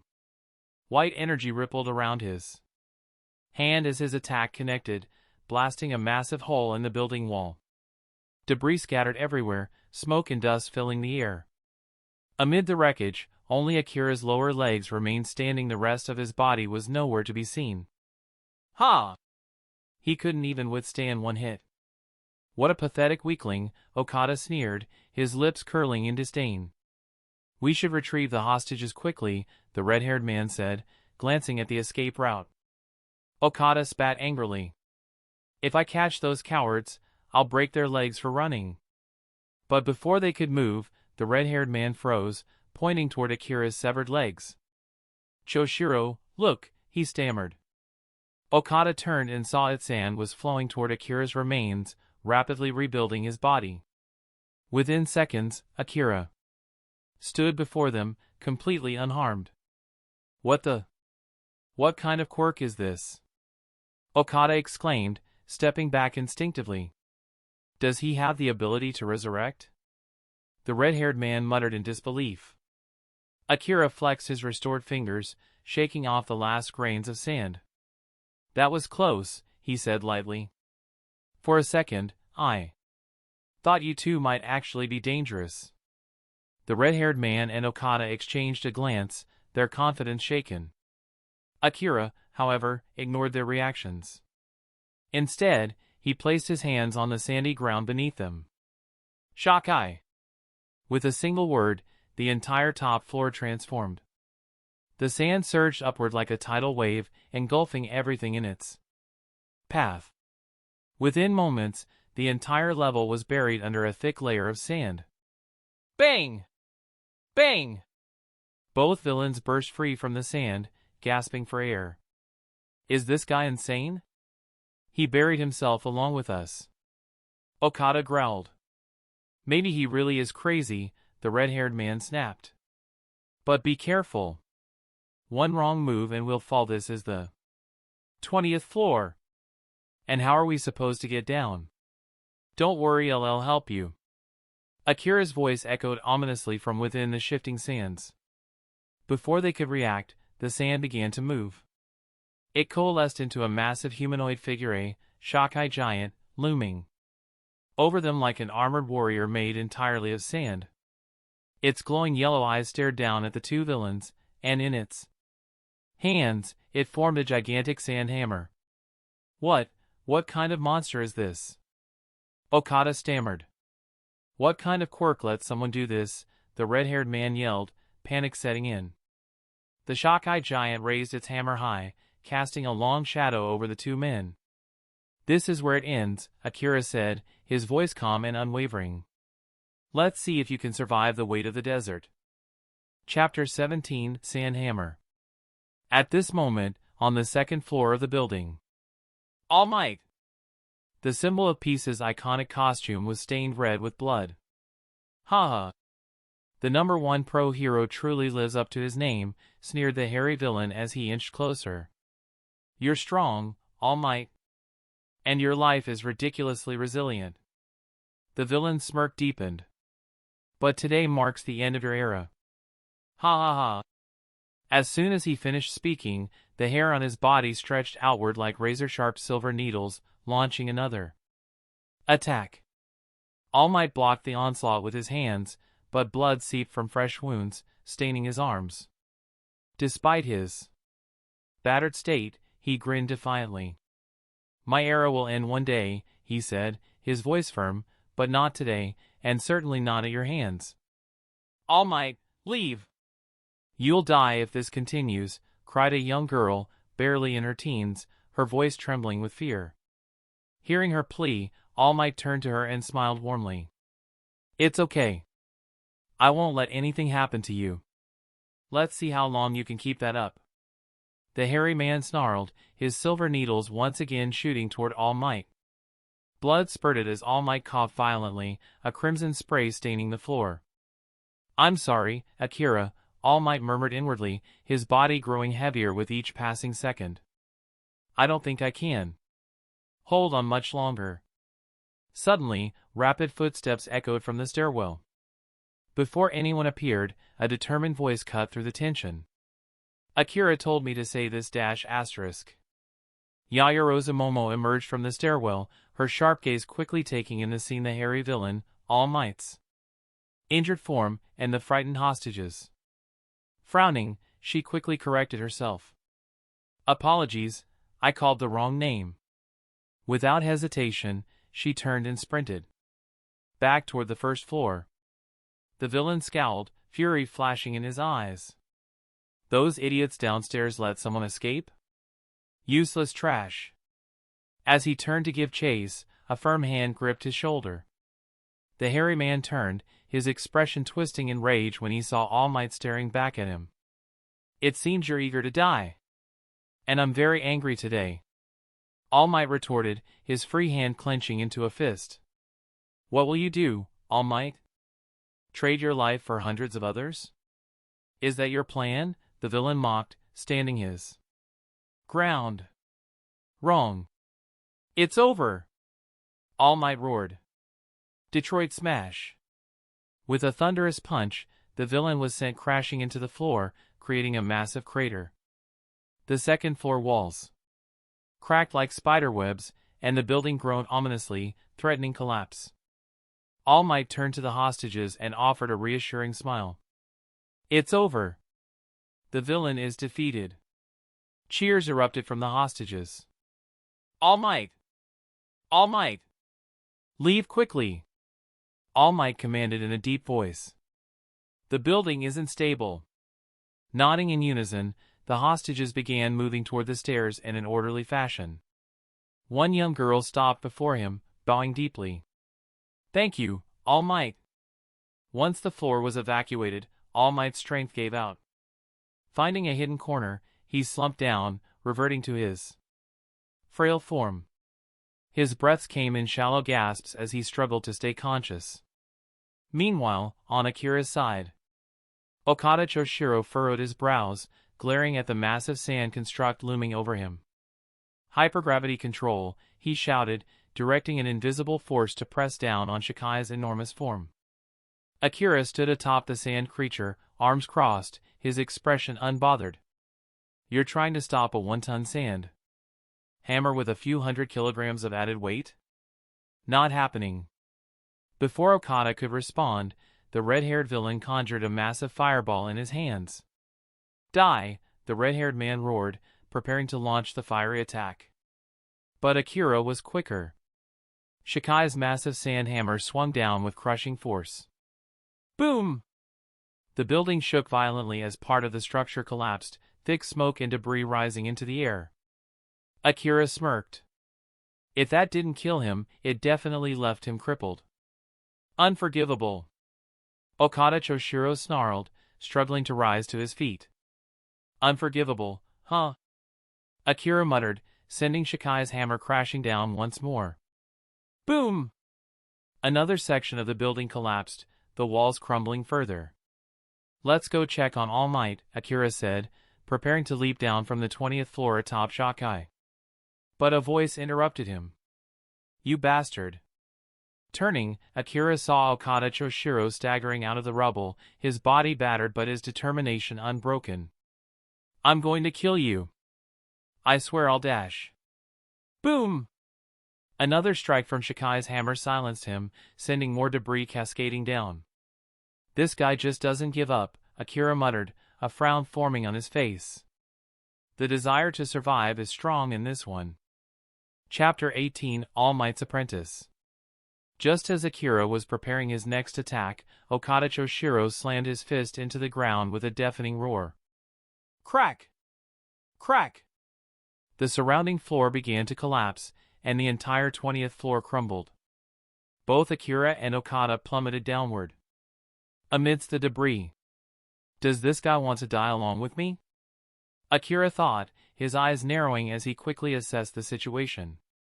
Mid-fall, Akira controlled Shikai to transform its massive sand hammer into a hook. The hook latched onto the edge of the 19th floor, slowing their descent. However, the combined weight of Shikai and the impact of the fall proved too much. The hook tore through the structure. And they didn't stop until crashing onto the 15th floor. Standing amidst the dust and cracked concrete, Akira sighed. This building isn't going to last much longer. Suddenly, Okada Choshiro's voice boomed. Hypergravity control. Akira felt an immense pressure slam down on his body, forcing him to fall off Shikai. Whoosh! As he plummeted toward the ground, Akira frowned and quickly transformed his body into sand, dispersing into a cloud of particles. Okada Choshiro hit the ground first with a thunderous crash, sending up a massive cloud of smoke and dust. Moments later, sand rained down, reforming into Akira. Shikai, still clinging to the wall, had vanished with the destruction. Through the settling dust, heavy footsteps echoed. A figure emerged, battered but upright. Okada Choshiro. You're still standing? Akira said, his voice cold. I have to admit, you really put everything into that last move. If I'm not mistaken, you increased your own weight by nearly a ton to crush me. Okada's body swayed, but his glare remained defiant. It's a risky move, Akira continued. A body that isn't built for that kind of weight doesn't handle a fall from the 20th floor. Very well. His assessment was spot on. Okada's reckless tactic had left him limp, lying in a deep pit and barely able to move. With a final glance, Akira turned away. The pros will handle you when they arrive. Just as he was about to leave, two figures dropped in front of him, Kamui Woods and MT Lady, two rising stars among the pro heroes. Is this guy a wanted criminal? MT Lady asked, her gaze shifting to Akira. Kamui Woods shook his head. I don't know. I'd never seen him before, but you saw it too. He turned into sand in midair.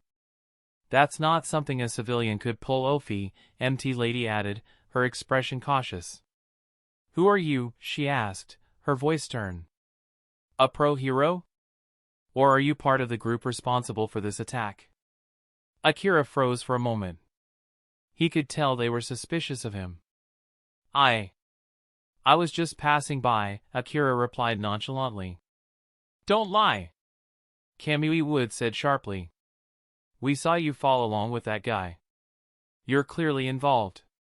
Akira frowned, muttering under his breath, asterisk, of course they haven't heard of me. My reputation isn't exactly stellar yet, asterisk. Before the situation could escalate, a familiar voice broke the tension. He's not part of the criminals. Kamui Woods and MT Lady turned, their eyes widening in recognition. All Might? The number one hero walked toward them, placing a hand on Akira's shoulder. Despite his injuries, he smiled warmly. He's my apprentice, All Might said firmly. Akira blinked in surprise but quickly understood the ruse. Yes, he chimed in. I'm All Might's apprentice, Kitagawa Akira. The two heroes exchanged surprised looks. All Might has an apprentice? Kamui Woods asked, astonished. He was helping me deal with these criminals, All Might explained. If there's nothing else, we'll be leaving now. Wait, Kamui Woods interjected. Who's the guy lying back there? The one who fell with him? He's a wanted criminal, Akira replied succinctly. Without further explanation, he followed All Might away from the scene. As the two left, Kamui Woods glanced at MT Lady. All Might's apprentice, huh? He certainly has a commanding presence. Not to mention, he's strong, MT Lady added. He might even be All Might's successor. Kamui Woods nodded, turning his attention to the pit where Okada Choshiro lay unconscious. He's a known criminal, Kamui Woods confirmed. Did that Akira guy take him down alone? MT Lady asked. How should I know? Kamui Woods replied. Meanwhile, news of All Might's apprentice began spreading online, posted by a bystander who had overheard the claim. Unbeknownst to Akira, the attention on him was growing rapidly. After parting ways with All Might, Akira returned home. His plans to visit Miyagawa Shinben to test equipment were postponed. Not long after he got back, his phone buzzed. Ding ding ding! Hello? Akira answered. Dad? What's up? Chapter 19, A Little Famous? After Akira finished speaking, a rustling noise came from the other end of the phone. Hearing no reply for a long time, Akira frowned slightly. Dad? A muffled voice finally came through, shaky and unclear. Hey, Akira? Yes, it's me. What's wrong? Akira asked, sensing an unusual tension. You brat, getting me this excited at my age. Before Akira could process the comment, a distinct shuffling noise came through, followed by a more familiar voice. Akira, it's me, your mother. Mom? What happened? Akira asked, his tone now filled with concern. Nothing serious. Your father and I just wanted to ask, when did you become All Might's apprentice? All Might? Akira blinked in confusion, his expression shifting to one of utter disbelief. Wait, Mom, how do you even know about that? How? His mother huffed. The whole internet is talking about it. If not for that, we'd have no idea about your master. Disciple relationship with All Might, asterisk. Online? Akira exclaimed, completely bewildered. I didn't even know this myself. You can't hide it from us anymore. By the way. Her tone softened dramatically, and Akira could almost picture the sly grin on her face. Son, you know how much your dad and I admire All Might. So, pick a time and invite him over for dinner, will you? Akira's face stiffened, his eye twitching slightly. Mom, enough. I've got things to do. Without waiting for a reply, he hung up the call, though not before catching his mother yelling, "Ungrateful child." Sighing deeply, Akira collapsed onto his bed. This day just keeps getting worse. Curious about his mother's claim, Akira grabbed his phone and searched for news about All Might's apprentice. The results were instantaneous. Shocked. All Might's apprentice revealed, a young man named Kitagawa Akira. Akira read the headline out loud, his mouth slightly agape. Attached to the article was a blurry photo of him walking beside All Might amidst clouds of dust and smoke. Though the image was poor in quality, anyone familiar with him would immediately recognize his silhouette. As he skimmed through the article, it became clear how the story had spread. During their encounter with Kamui Woods, an MT lady, All Might had introduced him as his apprentice, a statement overheard by one of the rescued hostages. The article exaggerated the event, claiming Akira had assisted All Might in defeating criminals and saving hostages. Only a fraction of it was accurate, with the rest being sensationalized nonsense. The comments section, however, was what truly gave Akira a headache. Comment section. Top comment, is this true? Did All Might really take on an apprentice? Reply, apparently, the article's editor was at the scene and overheard it. No video proof, though. Random user, if it's true, then a new symbol of peace might be in the making. Schoolmate, wait, Kitagawa Akira? Isn't he from our school? When the heck did this happen? Akira rubbed his temples in frustration. Great, just great. Over the next few days, the news spread like wildfire. Even before stepping foot in UA, Akira had unintentionally become a minor celebrity. Worse still, paparazzi and gossip reporters began camping outside his house, eager for any scoop they could get. Inside, his parents couldn't have been happier. Our son is famous. Even before becoming a pro hero, his mother exclaimed, practically glowing with pride. Mom, can you calm down? Akira asked, utterly exasperated. Calm down? You should be proud too. By the way, remember to invite All Might for dinner, she reminded him, again. Yeah. Sure, Mom. Akira muttered, trying to deflect. Don't just brush it off, his father, Kitagawa Yuta, chimed in. It's a small request from your parents. Fine. I'll call him. But if he doesn't come, don't blame me, Akira said, knowing full well he wouldn't actually do it. The attention from reporters and fans was overwhelming, but Akira wasn't the only one feeling the heat. All Might soon gave him a call. Akira, my boy. I'm sorry about this, All Might said, his tone genuinely apologetic. It's fine, really, Akira replied with a faint smile. The damage is done, and there's no point stressing over it. Still, All Might continued, LL arrange a press conference to clear things up. Honestly, there's no need, Akira said. The buzz will die down on its own. It's just fresh news right now.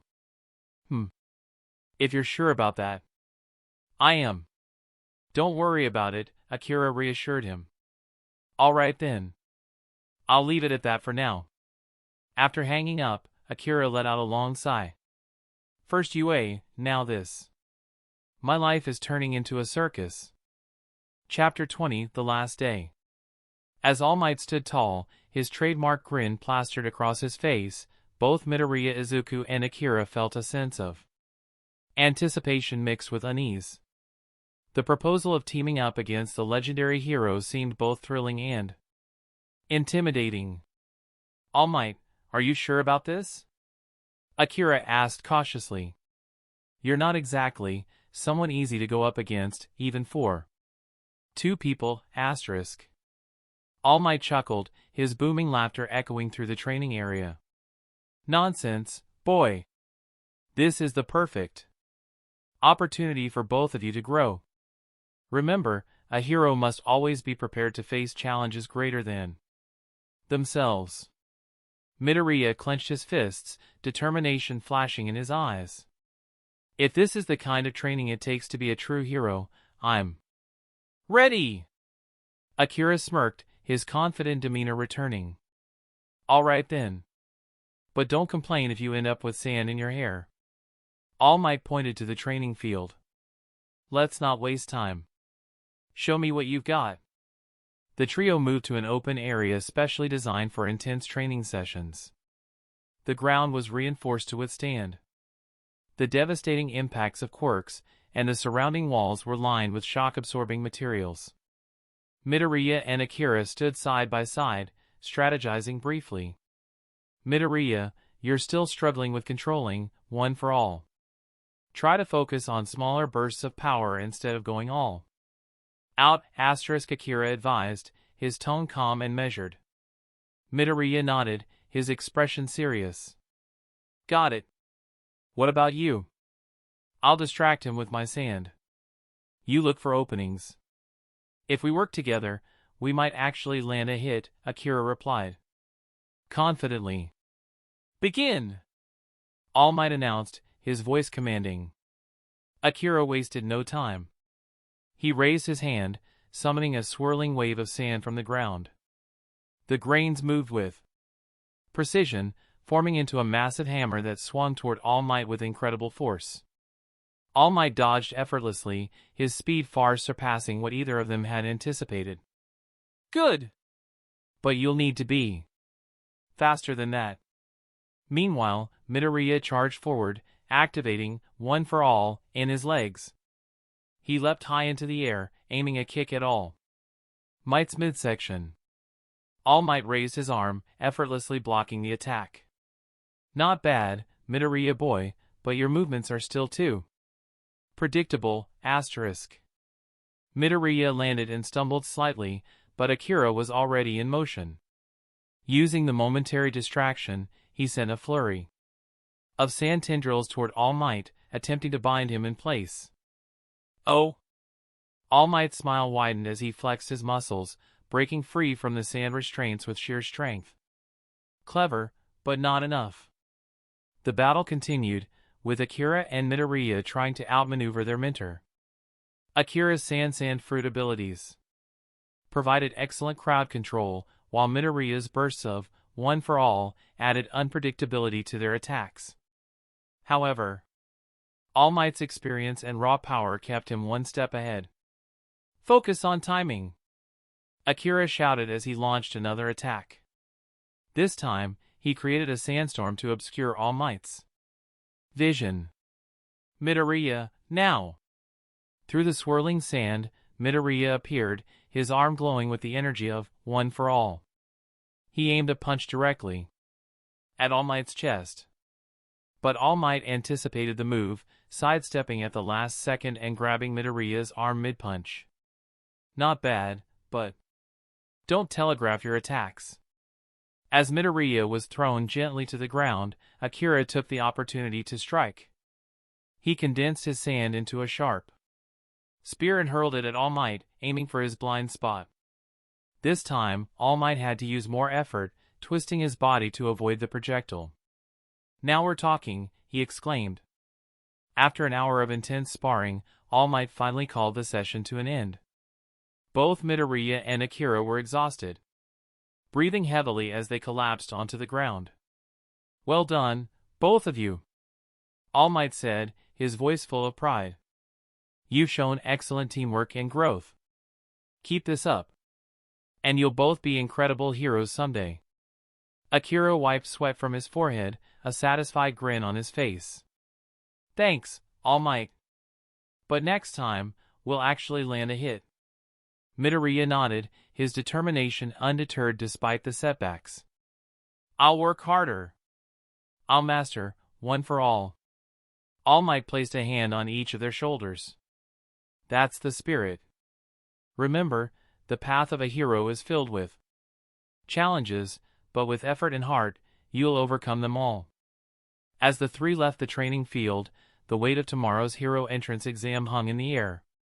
For Midoriya and Akira, this was just the beginning of their journey to becoming true heroes. That's the end of this tale for now. Like and subscribe for further installment, and I'll see you in the next episode. Peace.